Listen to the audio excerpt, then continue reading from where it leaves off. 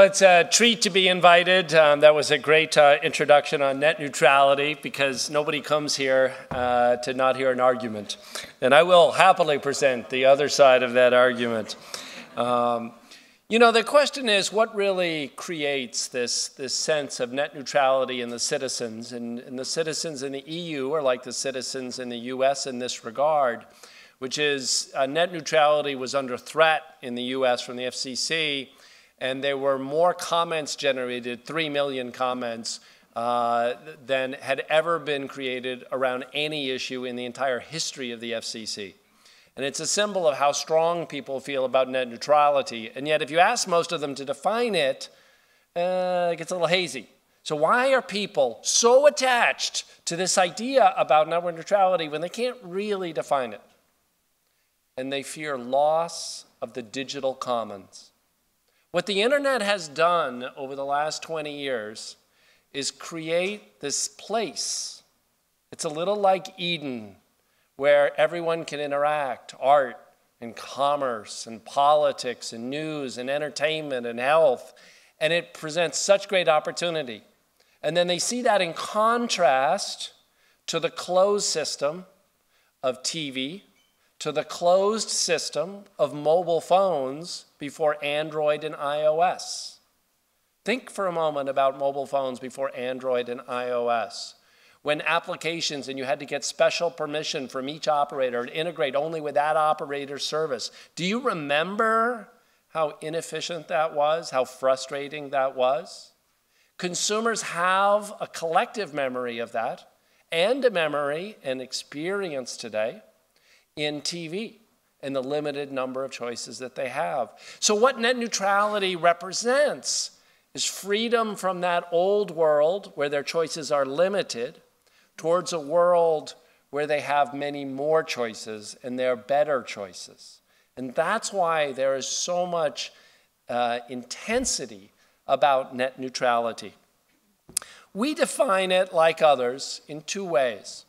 There's narrow or weak net neutrality. And this is what's being debated in the European Parliament now. And that simply says an ISP shall not impede any data source that a consumer is trying to reach.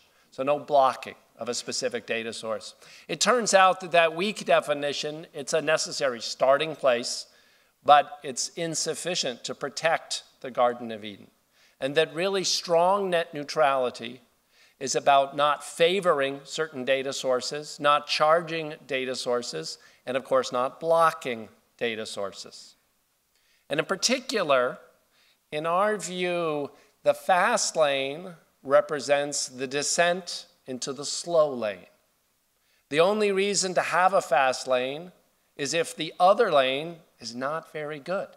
No one else is going to pay for the fast lane unless the slow lane that most consumers use is slowed down, not invested in.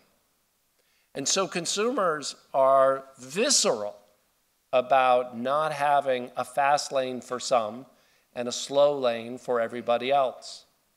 Now, at times, Netflix, we've done interconnect or paid peering deals with ISPs, and that's occasionally misreported as paying for prioritization. With video streaming, latency is not important.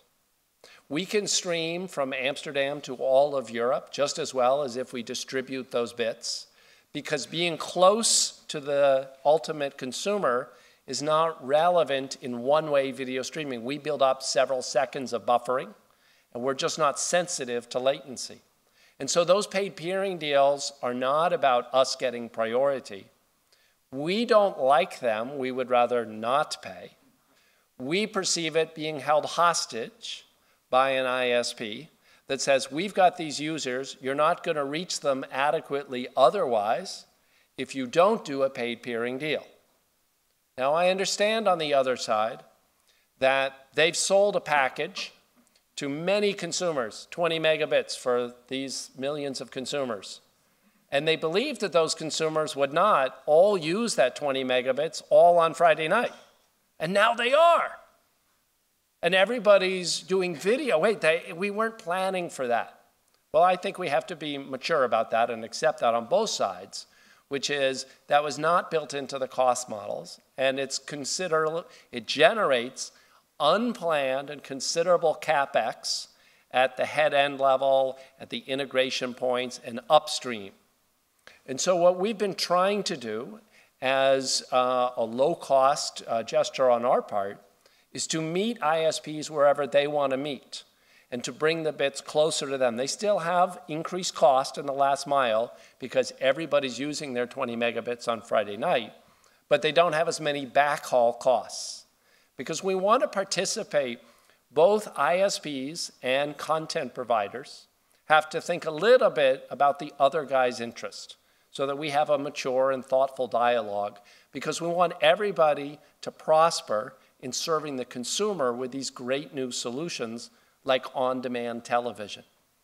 Now, some people, like the last panel, say, well, Netflix, you know, if you're consuming 10, 20, 30, 50% of the internet, you should pay for that.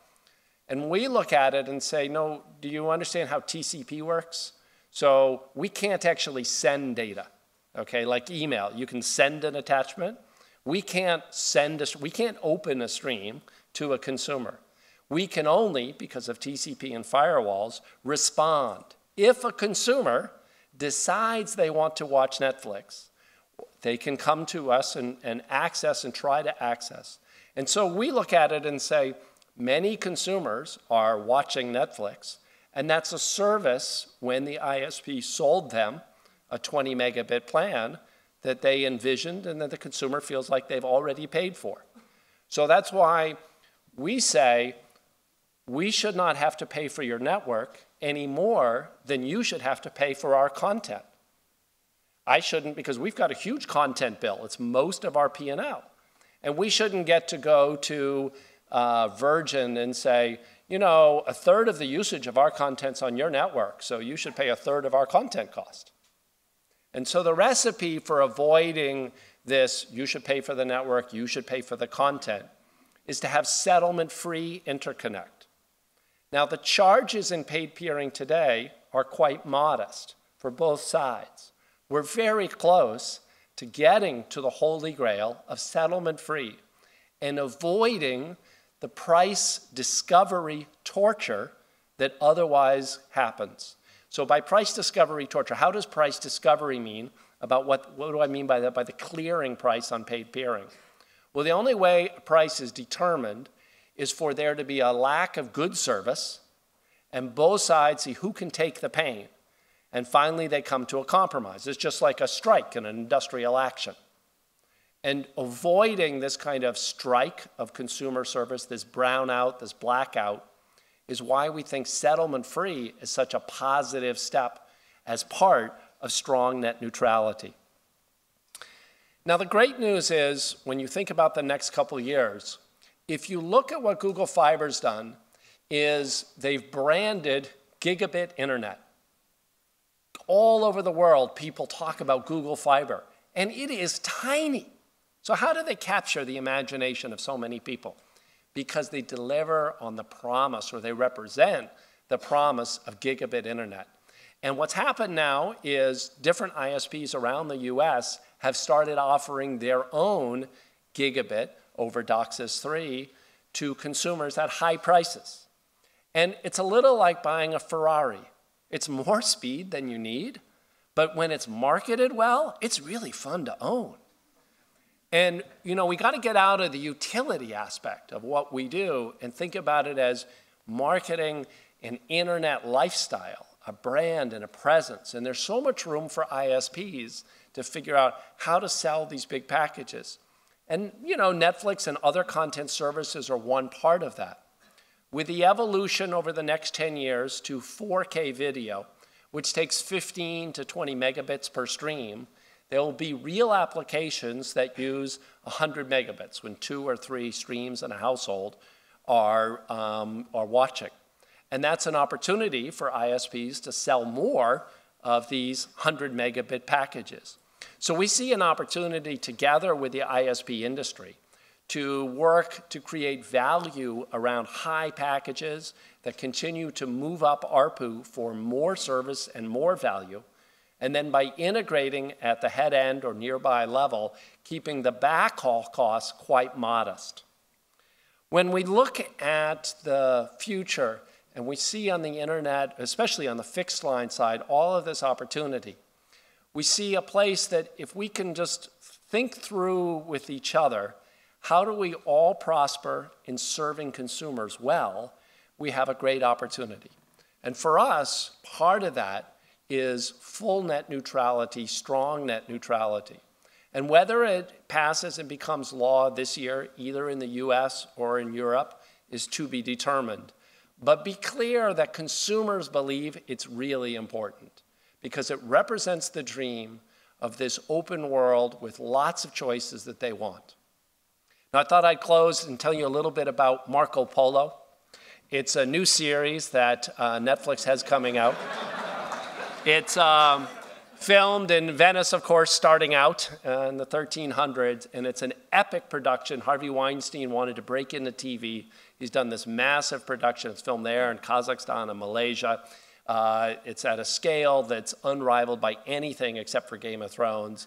It's an incredible production filmed here in Europe, a European story for the world. And I know it's a mixed blessing. It's filmed in 4K. So this is the beginning of the 4K revolution that you'll see in all the stores, heavily marketed by Sony and Samsung and others, to begin to build on the promise of incredible video quality in the home. With that, I want to thank you all for having me here. Thank you very much. Thank